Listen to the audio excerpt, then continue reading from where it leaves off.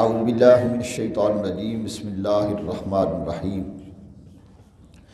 اذهب انت واخوک بآیاتی ولا تنیا فی ذکری اذهبا الی فرعون انہ طغی فقولا له قولا لینا لعلہ یتذکر او یخشی آمنت باللہ صدق اللہ مولانا العظیم۔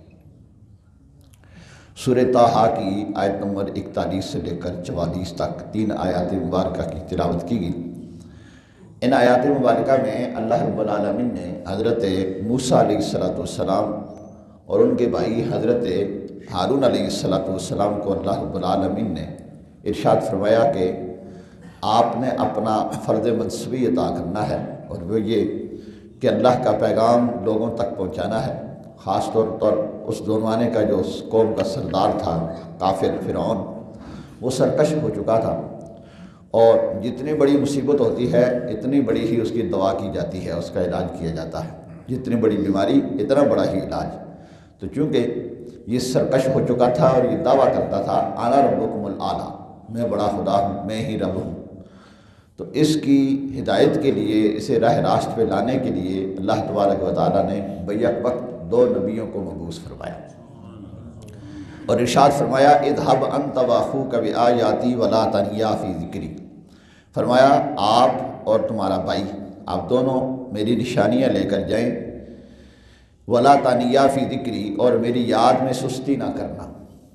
اس لیے کہ جب بندہ کسی بھی کام کے لیے نکلتا ہے اور اللہ کی یاد کرتا ہے تو اللہ کی مدد اس کی شامل حال ہوتی ہے۔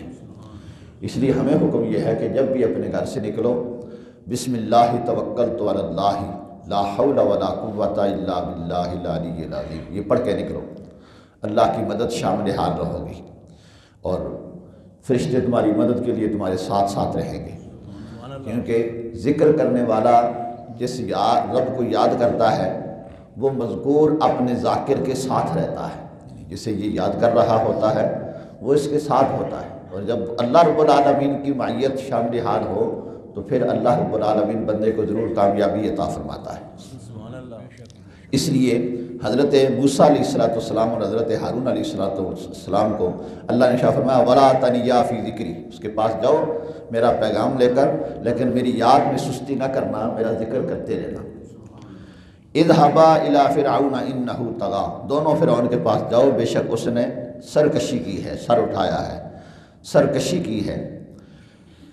فقولا لہ قولا لینا لعلہ یتذکر او یخشی، تو اس سے نرمی سے بات کہنا، اس امید پر کہ ہو سکے شاید کہ وہ نصیحت حاصل کر لے یا اللہ سے ڈر جائے۔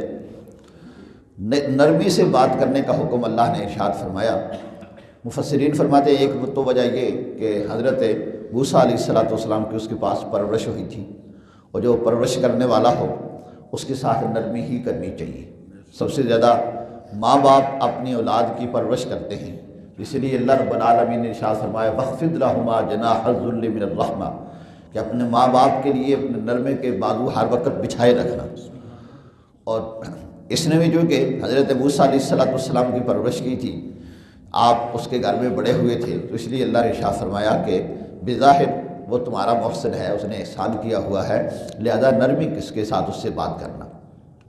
چنانچہ موسیٰ علیہ السلام نے بڑی نرمی سے اسے سمجھایا، اور آپ نے ارشاد فرمایا اگر تو مجھ پہ ایمان لے آئے تو تیری جوانی ہمیشہ کے لیے برقرار رہے گی۔ اتنی بڑی گارنٹی کہ تیری جوانی ہمیشہ کے لیے برقرار رہے گی۔ جوانی برقرار رہنا کون نہیں چاہتا، اور پھر یہ ہے کس کے اختیار میں؟ اللہ کے اختیار میں، لیکن اللہ نے اپنے نبی کو یہ بھی اختیار عطا فرما دیا کہ آپ اسے یہ کہہ دیں کہ اگر آپ پہ ایمان لے آئے گا تو تیری جوانی ہمیشہ کے لیے برقرار رہے گی، تیری مملکت تیرے لیے برقرار رہے گی، جب تک تو زندہ رہے گا تجھے کوئی نقصان نہیں پہنچے گا۔ اتنی بڑی گارنٹیاں تھیں، اور وہ ماننے کے لیے تیار بھی ہو گیا، لیکن مشیر جو ہے نا یہ بندے کو خراب کرتے ہیں۔ اس نے کہا کہ میں اپنے وزیر حامان سے مشورہ کروں گا، پھر میں آپ کو جواب دوں گا۔ تو جب اس نے اپنے مشیر سے مشورہ کیا حامان سے، تو حامان نے کہا یہ کیسے ہو سکتا ہے؟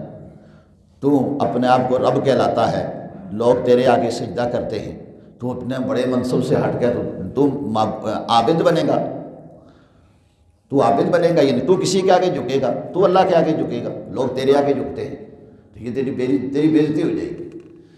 اسی لیے رسول پاک صلی اللہ علیہ وآلہ وسلم نے فرمایا اچھے دوست بناؤ، المرء علی دین خلیلہ فلینظر من یخالل، انسان اپنے دوست کے دین پہ ہوتا ہے، اسے دیکھنا چاہیے کہ دوستی کس سے لگا رہا ہے۔ اچھے سے دوستی لگائے گا تو وہ اچھی رہنمائی کرے گا، اور برے کی دوستی لگائے گا تو وہ برے کی طرف ہی لے کے جائے گا۔ بڑے بڑے ہمارے اچھے حکمران بھی آئے، لیکن ان کے مشیروں نے انہیں برباد کر دیا، خراب کر دیا۔ یہی صورتحال فرعون کے ساتھ ہوئی۔ فرعون ماننے کے لیے تیار ہو گیا، لیکن جب حامان سے مشورہ کیا تو اس نے کہا نہیں، یہ تیری شیان شان نہیں، تیری بےعزتی ہو جائے گی، تو ان کی بات نہ ماننا۔ اب وہ اپنی ضد پہ اکڑ گئے۔ تو اس لیے حضرت موسیٰ علیہ السلام کو یہ حکم تھا کہ آپ نے اس سے نرمی سے بات کرنی ہے، ہو سکتا ہے رائے راست پہ آ جائے، اور نرمی جہاں ہوتی ہے اللہ کی ضرور فضل اور رحمت اس کی شامل حال ہوتی ہے۔ جو زمین نرم ہوتی ہے نا، اس کے اندر سے پھل پھول نکلتے ہیں، بیج نکلتے ہیں، اور سخت زمین کے اندر سے کچھ نہیں نکلتا۔ اسی طرح پتھر سخت ہے، اس کے اندر سے کچھ نہیں نکلتا، اور ہریالی جس زمین کے اندر ہوتی ہے وہاں سرسبز و شادابی ہوتی ہے۔